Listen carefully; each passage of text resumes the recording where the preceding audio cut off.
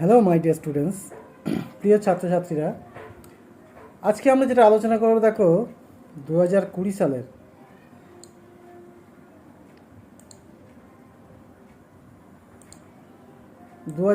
সালের দেখো মাধ্যমিক কোশ্চেন পেপার ফিজিক্যাল সায়েন্স 2020 সালের মাধ্যমিক কোশ্চেন পেপার পুরোটা উত্তর আলোচনা করব।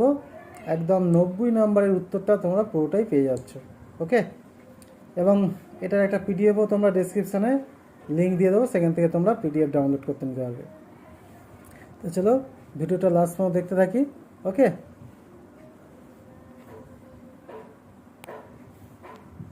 প্রথম দেখো যেটা রয়েছে বহু বিকল্প ভিত্তিক প্রশ্ন। ক বিভাগে রয়েছে দেখো বহু বিকল্প ভিত্তিক প্রশ্ন এমসিকিউ।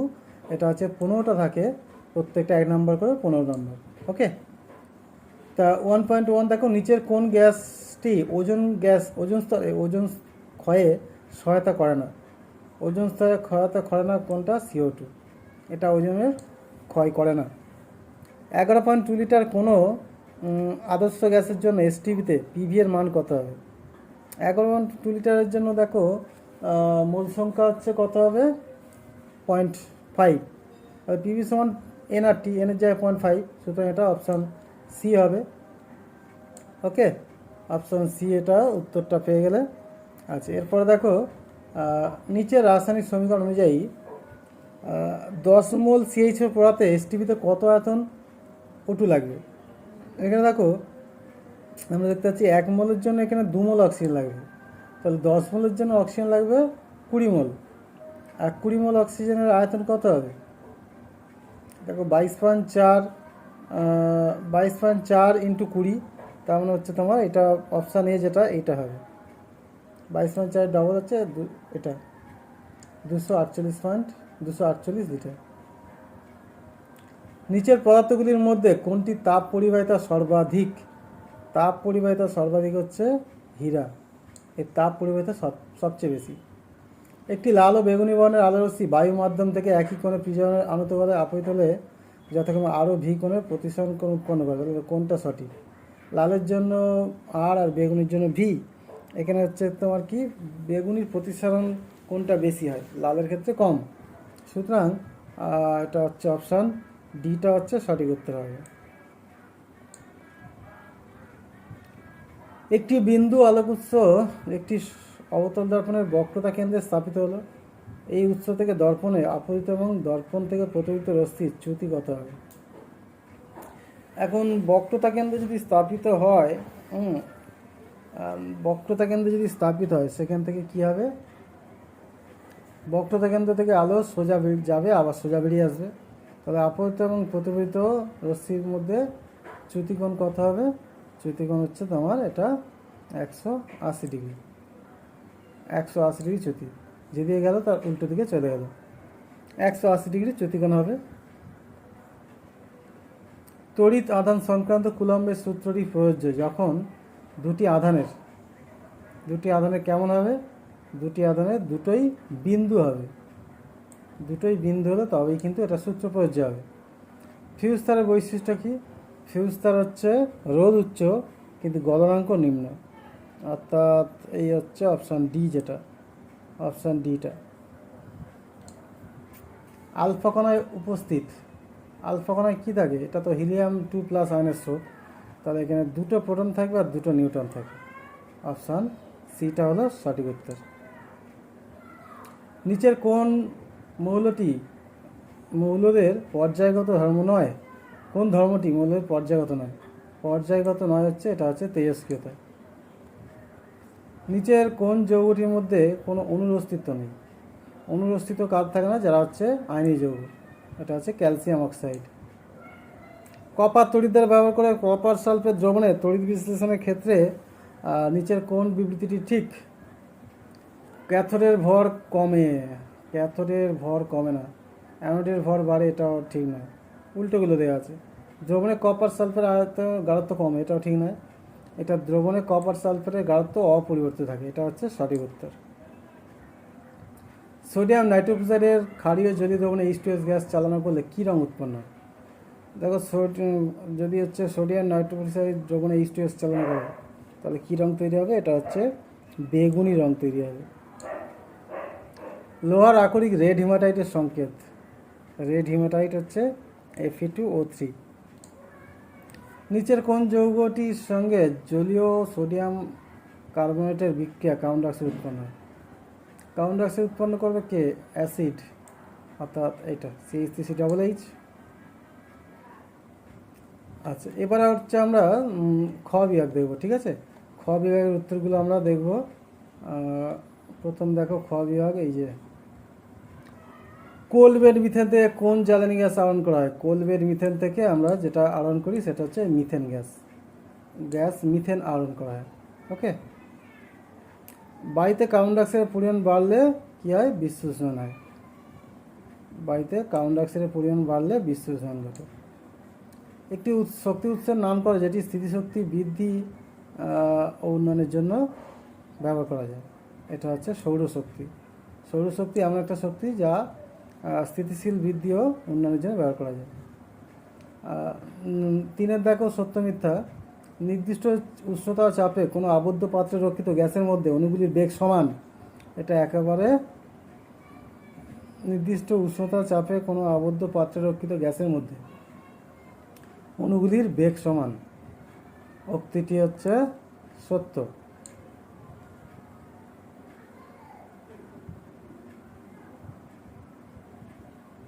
নির্দিষ্ট উষ্ণতা চাপে কোনো আবদ্ধ পাত্রে রক্ষিত গ্যাসের মধ্যে অণুগুলির বেগ সমান। এবার দেখো চার্লসের সূত্র অনুসারে ভি বনাম টি লেখচিত্রের প্রকৃতি কী হবে? চার্লসের সূত্র অনুসারে ভি বনাম টি এর লেখচিত্রের প্রকৃতি হচ্ছে, এটা হচ্ছে মূলবিন্দুগামী সরলরেখা। নিচে বিবৃতি সত্য না মিথ্যা? তামা ইনভার লোহার মধ্যে লোহার দৈর্ঘ্য রৈখিক প্রসারণ গুণাঙ্ক সর্বনিম্ন। এটা হচ্ছে মিথ্যা, কারণ কি ইনভারের দৈর্ঘ্য প্রসারণ গুণাঙ্ক সর্বনিম্ন হয়। আয়তন প্রসারণ গুণাঙ্কের একক কী? আয়তন প্রসারণ গুণাঙ্কের একক হচ্ছে ডিগ্রি সেন্টিগ্রেড ইনভার্স বা কেলভিন ইনভার্স। এবার দেখো গোলীয় দর্পণের মেরু বলতে কী বোঝায়? গোলীয় দর্পণের মেরু কি? গোলীয় দর্পণের মধ্যবিন্দুকে মেরু বলা হয়। এক্স রশ্মির ব্যবহার কি? দেখো এক্স রশ্মির ব্যবহার হচ্ছে শল্য চিকিৎসায় এক্স রশ্মি ব্যবহার করা হয়। ওকে। বৈদ্যুতিক মোটরে কি হয়? গৃহস্থালী এমন একটি যন্ত্রের নাম লেখে যেমন তড়িৎ শক্তি যান্ত্রিক শক্তিতে। তড়িৎ শক্তি যান্ত্রিক শক্তি রূপান্তর হচ্ছে বৈদ্যুতিক মোটর, যেখানে তড়িৎ শক্তি যান্ত্রিক শক্তিতে রূপান্তর হয়। গৃহস্থালীর বর্তনীতে লাইভ তার ছাড়া বাকি দুটি তারের কী কী? লাইভ তার ছাড়া বাকি দুটি তার হচ্ছে একটা আর্থিং আর একটা হচ্ছে নিউট্রাল তার। ওকে, এই হচ্ছে দুটো তার। এরপর দেখো পারমাণবিক চুল্লিতে কোন ধরনের নিউক্লিয় বিক্রিয়ার সাহায্যে শক্তি উৎপন্ন হয়? পারমাণবিক চুল্লিতে নিউক্লিয় বিভাজন বিক্রিয়ার মাধ্যমে শক্তি উৎপাদিত হয়। একটি প্রাকৃতিক তেজস্ক্রিয় মৌলের উদাহরণ দাও। প্রাকৃতিক তেজস্ক্রিয় মৌল হচ্ছে ইউরেনিয়াম। এবার বাম স্তম্ভ ডান স্তম্ভ মেলানো দেখো। একটা ইউরেনিয়াম উত্তর মৌল হচ্ছে, এটা হচ্ছে নেপচুনিয়াম। একটি অভিজাত মৌল ক্রিপ্টন, নিষ্ক্রিয় মৌল।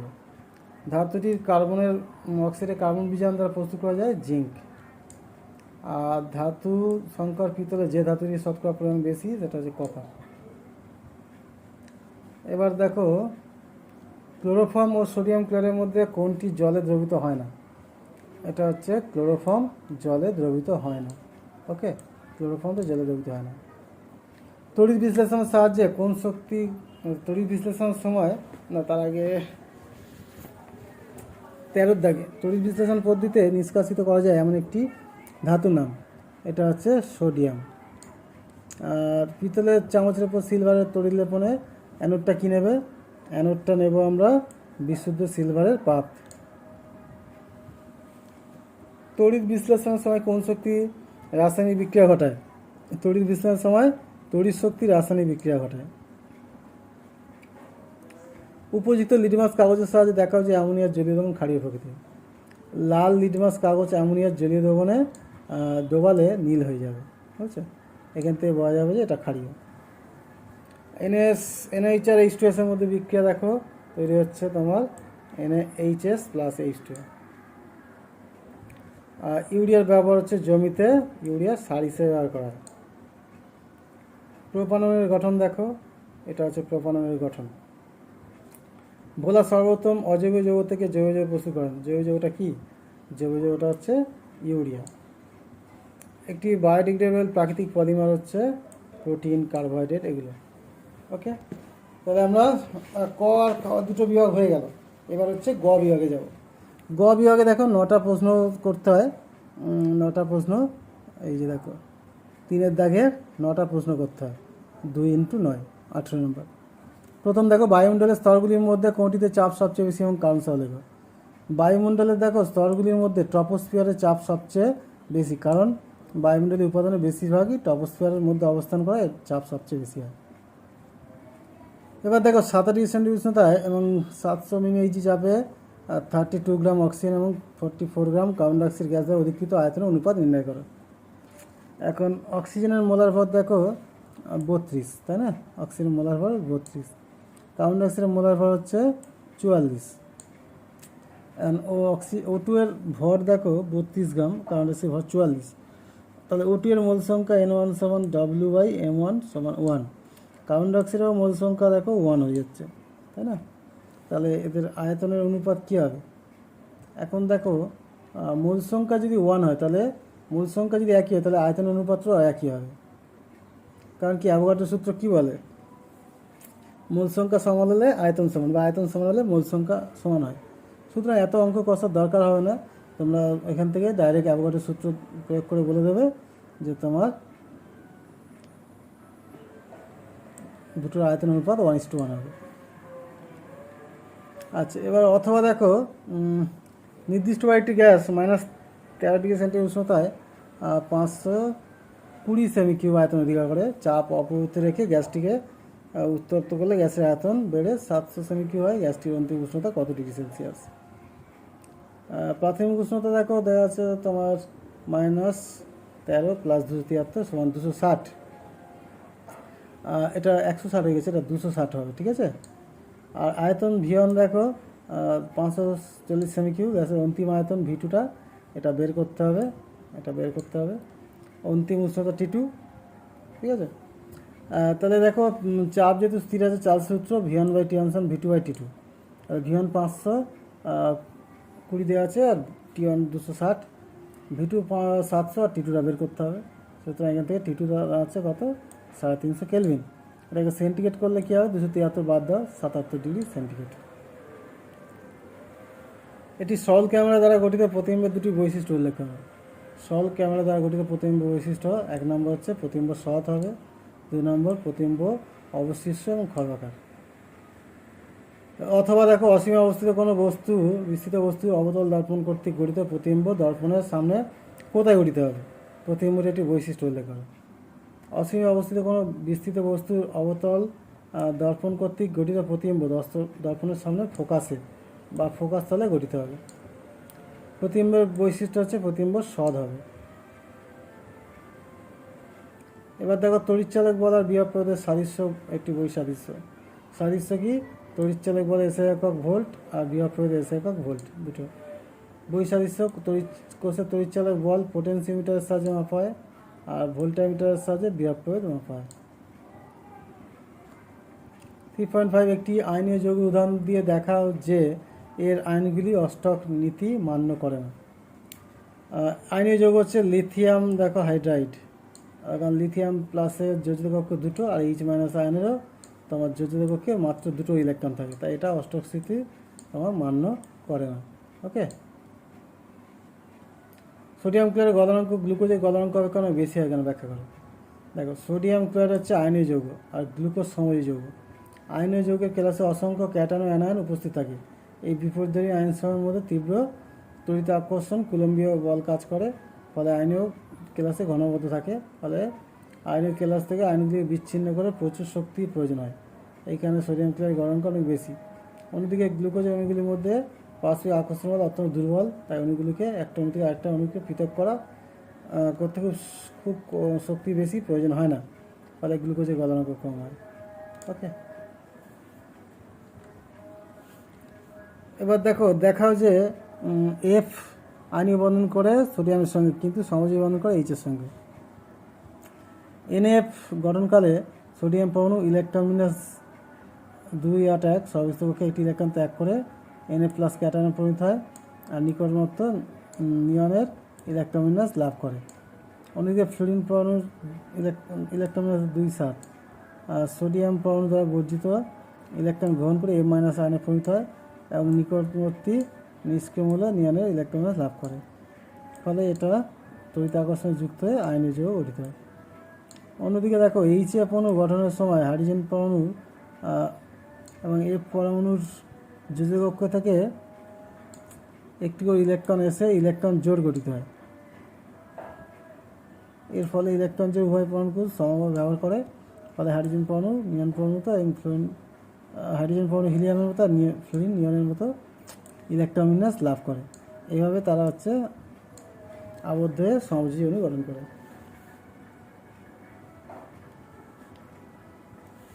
1100 ডিগ্রি সেন্টিগ্রেড উষ্ণতা উত্তপ্ত ক্যালসিয়াম কার্বনের উপর দিয়ে নাইট্রোজেন গ্যাস চালনা করলে কী হবে? 1100 ডিগ্রি সেন্টিগ্রেড উষ্ণতায় উত্তপ্ত ক্যালসিয়াম কার্বনের উপর দিয়ে নাইট্রোজেন গ্যাস চালনা করলে ক্যালসিয়াম সায়ানাইড ও কার্বন উৎপন্ন হবে। এই ক্যালসিয়াম সায়ানাইড আর কার্বনের, এই যে ক্যালসিয়াম সায়ানাইড আর কার্বনের ধূসর মিশ্রণকে নাইট্রোলিন বলা হয়। এই বিক্রিয়াটা লিখে দেবে। থার্মিট পদ্ধতিতে ফেরিক অক্সাইড থেকে ধাতব আয়রন উৎপন্নের বিক্রিয়ার সমিত সমীকরণ লেখো। এই পদ্ধতিটি প্রয়োগ, দেখো সমীকরণটা এটা দিয়ে দেবে। Fe2O3 + 2L তাপ 2Fe + Al2O3। এই পদ্ধতি উৎপন্ন গলিত আয়রনকে রেল লাইন বা যন্ত্রে ফাটলে জোড়া দেওয়ার কাজে ব্যবহার করা হয়। একে বলা হয় থার্মিট ওয়েল্ডিং। কপার সালফেটের জলীয় দ্রবণে এক টুকরো ধাতব সোডিয়াম আয়রন যোগ করলে যেটি ঘটে সমীকরণ লেখো। এখানে দেখো যেটা হচ্ছে আয়রন কপার সালফেটের সাথে বিক্রিয়া করে FeSO4 আর কপার তৈরি করছে। এই বিক্রিয়াতে বলা যায় ধাতুর শক্ত শ্রেণীতে আয়রন কপারের উপরে অবস্থান করে। কারণ এই শ্রেণীতে যে ধাতু উপরে থাকে তার ইলেকট্রন বর্জন করে ক্যাটায়নে পরিণত করার প্রবণতা বেশি, আর তার নিজে জারিত হয়, অপরকে বিজারিত করার প্রবণতা বেশি থাকে। নিচে যৌগগুলি থেকে একটি সমগণীয় শ্রেণীর সদস্যদের বেছে নিয়ে তাদের ওই আণবিক ওজনের ঊর্ধ্বক্রমে সাজাও। এখানে সমগণীয় শ্রেণী দেখো কী কী রয়েছে। এই তিনটে হচ্ছে সমগণীয় শ্রেণী আছে। এদের আণবিক ভরের ঊর্ধ্বক্রমে সাজালে এটা তৈরি হবে এইরকম। এবার দেখো কার্যকরী গ্রুপ বলতে কী বোঝায় উদাহরণ। কার্যকরী গ্রুপ যেসব মূলক বা গ্রুপ জৈবযোগের মতো উপস্থিত থেকে জৈবযোগের প্রকৃতি ধর্ম নির্ধারণ করে তাদের কার্যকরী গ্রুপ বলা হয়। যেমন অ্যালকোহলের শ্রেণীতে কার্যকরী হচ্ছে হাইড্রক্সিল, যার সংকেত OH। আর অ্যালকোহল শ্রেণীর উদাহরণ হচ্ছে মিথাইল অ্যালকোহল, ইথাইল অ্যালকোহল, এগুলো হচ্ছে উদাহরণ। তবে এটা গ বিভাগটা হয়ে গেলে এবার দেখো ঘ বিভাগ। অ্যাভোগাড্রোর সূত্র বিবৃত করো। একটি নির্দিষ্ট উষ্ণতা এবং চাপে বাস্তব গ্যাসের মোলার আয়তন V/N প্রায় সমান STPতে শ্রেণীস্থ মান এত। পরীক্ষালাভ তথ্য থেকে তুমি অ্যাভোগাড্রোর সূত্রে কীভাবে উপনীত হওয়া যায়। অ্যাভোগাড্রোর সূত্র থেকে একই চাপ উষ্ণতায় সম আয়তন বিশিষ্ট সকল গ্যাসেই সমান সংখ্যক অণু বর্তমান থাকে।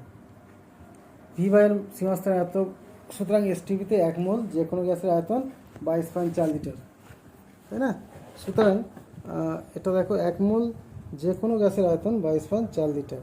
সুতরাং STPতে 22.4 লিটার যে কোনো গ্যাসে 1 মোল সংখ্যক অণু বর্তমান থাকবে। সুতরাং বলা যায় যে একই চাপ ও তাপমাত্রায় সমায়তন সকল গ্যাসে সমান সংখ্যক অণু বর্তমান থাকবে। এটাই হচ্ছে অ্যাভোগাড্রোর সূত্র। এবার দেখো A আর B পরস্পর বিক্রিয়া করে নিচের সমীকরণে যে বিক্রিয়া করছে ABC যথাক্রমে গ্যাসীয় সংকেত। AB এর বাষ্পমাত্রা 32 হলো, C এর বাষ্পমাত্রা কত হবে? এখন এর আণবিক গুরুত্ব দেখো 2 × 32, B এর আণবিক গুরুত্ব 2 × 16 32। তাহলে আণবিক ভর দেখো 2 × 64 128, এটা 32 আর এটা 2C। বিক্রিয়াগুলির মোট ভর হচ্ছে 160 আর বিক্রিয়াতে মোট ভর 160 হবে। সুতরাং C এর আণবিক গুরুত্ব কত হবে? 80। সুতরাং C এর বাষ্পমাত্রা 40 হবে। এরপর যে বিক্রিয়াটা দেওয়া আছে দেখো 100 মোল ZnS থেকে কত মোল জিঙ্ক অক্সাইড এবং কত মোল অ্যাসিড উৎপন্ন হবে। তাহলে এখান থেকে আমরা দেখতে পাচ্ছি সমীকরণ অনুযায়ী দেখো, সমীকরণ অনুযায়ী জিঙ্ক সালফেটের 2 মোল থেকে 2 মোল জিঙ্ক অক্সাইড তৈরি হচ্ছে, তাই না? সুতরাং দুমোল জিঙ্ক অক্সাইড থেকে উৎপন্ন দুমোল জেরেনো, 1 মোল তাহলে জিঙ্ক অক্সাইড থেকে 1 মোল জেরেনো উৎপন্ন হবে। সুতরাং 100 মোল জিঙ্ক অক্সাইড উৎপন্ন হবে 100 মোল জেরেনো। এখন বলেছে কত গ্রাম জেরেনো হবে, তাই না? তাহলে 100 মোল জেরেনোর ভর কত হবে? 100 ইন্টু এর আণবিক ভর, এই যে ওপরে বের করে নেওয়া হয়েছে দেখো আণবিক ভরটা এখানটায়। সুতরাং গুণ করে দিলাম। সুতরাং 100 মোল জেরেনাস থেকে এত গ্রাম জিঙ্ক অক্সাইড উৎপন্ন হবে। এবার 2 মোল দেখো জেরেনো থেকে SO2 উৎপন্ন হয় 2 মোল, তাহলে 1 মোল থেকে এটাও 1 মোল উৎপন্ন হবে। তাহলে 100 মোল থেকে তৈরি হচ্ছে কত? 100 মোল। সুতরাং এটা 100 মোল তৈরি হবে, হয়ে গেল। এবার দেখো তাপ প্রয়োগে তরলের আয়তন প্রসারণের একটি উদাহরণ দাও। তাপ প্রয়োগে তরলের আয়তন প্রসারণের উদাহরণ হচ্ছে থার্মোমিটার, যেখানে পারদের আয়তন প্রসারণ নীতিকে কাজে লাগানো হয়। দ্বিতীয় অংশটা যেটা রয়েছে দেখো, কঠিন পদার্থটি A1 সেমি-মিটার স্কোয়ার ক্ষেত্রফলের তাপমাত্রা T2 - T1 কে বৃদ্ধি করে ক্ষেত্র প্রসারণ হবে। এটা কঠিন পদার্থে 1 মিটার স্কোয়ার ক্ষেত্রফলের তাপমাত্রা এত বৃদ্ধিতে ক্ষেত্র প্রসারণ হবে, তাহলে এইটা কঠিন পদার্থে 1 মিটার স্কোয়ার ক্ষেত্রফলের তাপমাত্রা 1 ডিগ্রি বৃদ্ধি করলে যেটা হবে ক্ষেত্র প্রসারণ, এটা হবে। এই হচ্ছে তোমার গাণিতিক সূত্রটা পেয়ে গেলে। অথবা রয়েছে দেখো, কঠিন পদার্থের মধ্যে তাপের পরিমাণ কোন কোন বিষয় 3টি বিষয় উপর নির্ভর করে। কঠিন পদার্থে তাপের পরিমাণ নিম্নলিখিত 3টি বিষয় উপর নির্ভর করে। 1 নম্বর হচ্ছে ক্ষেত্রবল, বস্তু হচ্ছে ক্ষেত্রবল। 2 নম্বর বিপরীত পৃষ্ঠের তাপমাত্রা পার্থক্য, আর হচ্ছে 3 নম্বর সময়, 3টের উপর। এবং 4 নম্বর হচ্ছে বেদ। অর্থাৎ কিউ সমানুপাতিক এ যখন Q1 - Q2 ডি স্থির, আবার কিউ সমানুপাতিক Q1 - Q2 যখন AT ডি স্থির, আর কিউ সমানুপাতিক T যখন Q1 - Q2 ডি স্থির, এবং কিউ সমানুপাতিক 1/D যখন Q1 Q2 টি স্থির। সুতরাং এই 4টি বিষয় নির্ভর করে। তুমি 3টে লিখলেই হবে, 4টে এখানে না লিখলে হবে। 4.4 দেখো, আলোর বিচ্ছুরণ কি? একটি কাঁচফলকের উপর 45 ডিগ্রি কোণে আপতিত সাদা আলোর প্রতিসরণের পর কাঁচফলকের ভেতরে বিচ্ছুরণ হবে কি? প্রথম দেখো যেটা বিচ্ছুরণ, বহুবর্ণী বা যৌগিক আলোরশ্মি কোনো প্রতিসরক মধ্য দিয়ে গেলে বিভিন্ন রঙে ভেঙে যাওয়ার ঘটনাকে আলোর বিচ্ছুরণ বলা হয়। দ্বিতীয় অংশ না, এক্ষেত্রে আলোর বিচ্ছুরণ হবে না। ওকে,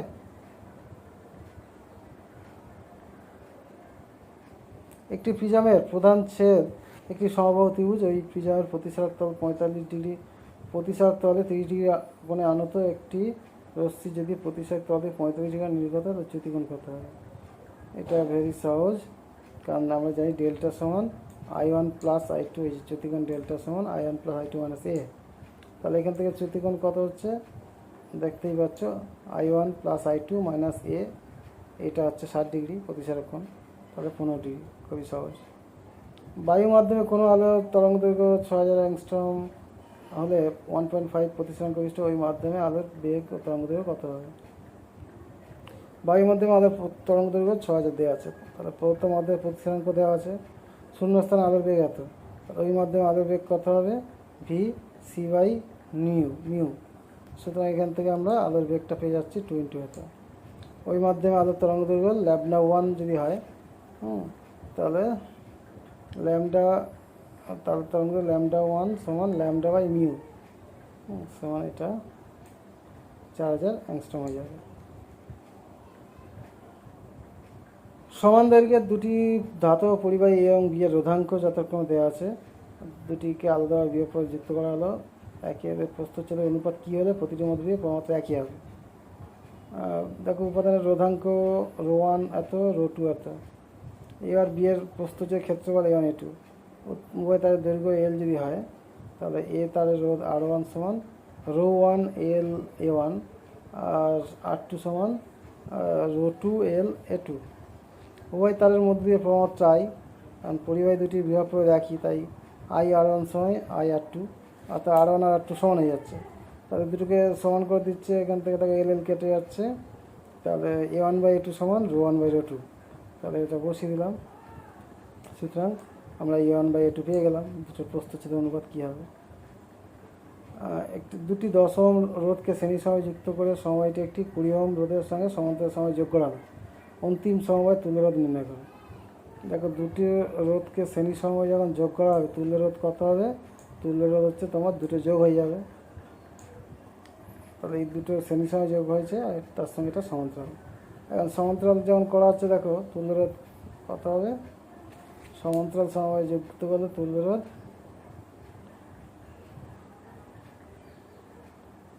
তুল্যরোধটা হচ্ছে অর্ধেক হয়ে যাবে, যেহেতু R2 R3 সমান তাই তুল্যরোধটা হচ্ছে অর্ধেক হয়ে যাবে। বা তুমি ওই যে ফর্মুলা যেটা রয়েছে তুল্যরোধের ফর্মুলা R সমান R1 into R2 by R1 plus R2 করতেও পারো, মানে 20 ইন্টু 20 বাই 20 প্লাস 20। সুতরাং সেখান থেকে তুমি দেখতেই পাবে নিচে 40 যদি হয় তাহলে কাটাকুটি হলে এটা 10 হয়ে যাবে। এবার দেখো 4.7 তড়িৎ ক্ষমতা বলতে কী বোঝায়? একটি বাল্বের রেটিং লেখা আছে 220 ভোল্ট 100 ওয়াট, এর অর্থ কী? দেখো কোনো যন্ত্রের সময়ের সাপেক্ষে বৈদ্যুতিক শক্তি ব্যয়ের হারকে তড়িৎ ক্ষমতা বলে। কোনো বাল্বের গায়ে রেটিং 220 ভোল্ট 100 ওয়াট লেখা বলতে বোঝায় বাল্বটি দুই প্রান্তে বিভব করে 220 ভোল্ট হলে প্রতিটি বাতিটি উজ্জ্বলভাবে জ্বলবে এবং প্রতি সেকেন্ডে 100 জুল তড়িৎ শক্তি ব্যয় করবে। তেজস্ক্রিয় রশ্মি পরমাণুর কোন অংশতে নির্গত হয়? তেজস্ক্রিয় রশ্মিগুলির মধ্যে কোনটি ভেদন ক্ষমতা আয়নন ক্ষমতা সর্বাধিক? তেজস্ক্রিয় রশ্মি পরমাণুর নিউক্লিয়াস থেকে নির্গত হয়। তেজস্ক্রিয় রশ্মিগুলির মধ্যে গামা রশ্মির ভেদন ক্ষমতা সর্বাধিক আর আলফা রশ্মির আয়নন ক্ষমতা সর্বাধিক। হাইড্রোজেনের ধর্মের সঙ্গে গ্রুপ 1 মৌলগুলি একটি ধর্মের এবং গ্রুপ 17 মৌলগুলি দুটি ধর্মের বৈসাদৃশ্যে উল্লেখ করা। হাইড্রোজেনের ধর্মের সঙ্গে গ্রুপ 1 মৌলগুলির ধর্মেরটির বৈসাদৃশ্য হাইড্রোজেন অধাতু এবং সাধারণ উষ্ণতায় দ্বিপরমাণু গ্যাস, অপরদিকে ক্ষার ধাতুগুলি সাধারণ উষ্ণতায় এক পরমাণু কঠিন পদার্থ। এবার হাইড্রোজেনের ধর্মের সঙ্গে গ্রুপ 17 মৌলগুলির দুটো বৈসাদৃশ্য দেখো।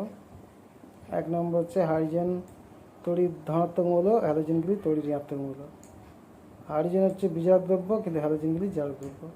ওকে, এবার দেখো 4.9 এর অথবা দীর্ঘ পর্যায়ে গ্রুপ 1 এর অন্তর্গত সোডিয়াম থেকে পরমাণুর ব্যাসার্ধের নিম্নক্রম অনুসারে সাজাতে হবে। ব্যাসার্ধের নিম্নক্রম rubidium greater than potassium greater than sodium greater than lithium. আর সালফার অক্সিজেন সেলেনিয়াম টেলুরিয়ামকে তড়িৎ ঋণাত্মকতা ঊর্ধ্বক্রম, এটা tellurium selenium sulphur oxygen. Calcium beryllium strontium ম্যাগনেসিয়ামকে বিজান ক্ষমতার নিম্নক্রম, strontium calcium magnesium beryllium. Okay, এবার দেখো কিসের ভিত্তিতে তড়িৎ বিশ্লেষকগুলিকে তীব্র ও মৃদু তড়িৎ বিশ্লেষক হিসেবে শ্রেণীবিভাগ করা আছে? তীব্র তড়িৎ বিশ্লেষক একটি উদাহরণ দাও। তড়িৎ পরিবাহিতার ক্ষমতা অনুযায়ী তড়িৎ বিশ্লেষকগুলিকে দুটি ভাগ করা হয়েছে, তীব্র তড়িৎ বিশ্লেষক, মৃদু তড়িৎ বিশ্লেষক। গলিত বা দ্রবীত অবস্থায় যেসব তড়িৎ বিশ্লেষক তড়িৎ পরিমাণ মাত্রা খুব বেশি তাদের তীব্র তড়িৎ বিশ্লেষক বলে, আর যাদের তড়িৎ পরিমাণ মাত্রা খুব কম তাদের হচ্ছে মৃদু তড়িৎ বিশ্লেষক বলা হয়। তীব্র তড়িৎ বিশ্লেষক একটি উদাহরণ হলো nitric acid, সালফিক acid, hydrochloric acid, যে কোনো অ্যাসিড দিতে পারো, NaOH দিতে পারো। এবার 11 দাগে দেখো অ্যামোনিয়াকে বায়ুর অক্সিজেন দ্বারা জারণ ঘটিয়ে কী হবে? নাইট্রিক অক্সাইড উৎপন্ন করা হয়। অনুঘটের শর্ত বিক্রিয়া সহ দেখো।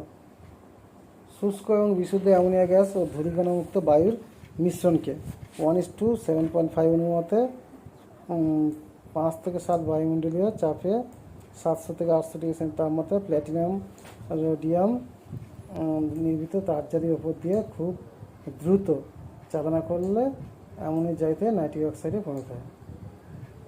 এই হচ্ছে তোমার বিক্রিয়াটা দেবে 4NH3+5O2 প্ল্যাটিনাম রোডিয়াম তারজালি অনুঘটক। 5 থেকে 7 অ্যাটমসফিয়ার চাপ 700-800 ডিগ্রি সেন্টিগ্রেড তাপমাত্রা, আর স্পর্শকালটা দেখো 0.0014 সেকেন্ড, মানে খুব দ্রুত। এই কন্ডিশনটা খুব ইম্পর্ট্যান্ট। দুটি দেখো দুটি ভিন্ন জৈব যৌগ A আর B একই আণবিক সংকেত C2H6O। এ ধাতব সোডিয়ামের সঙ্গে বিক্রিয়া হাইড্রোজেন গ্যাস উৎপন্ন করে, কিন্তু বি বিক্রিয়া করে না। এর গঠন সংকেত লেখো। এ আর বি হচ্ছে যথাক্রমে ইথাইল অ্যালকোহল আর ডাইমিথাইল ইথার। এদের গঠন সংকেত হচ্ছে CH3CH2OH ও CH3O CH3।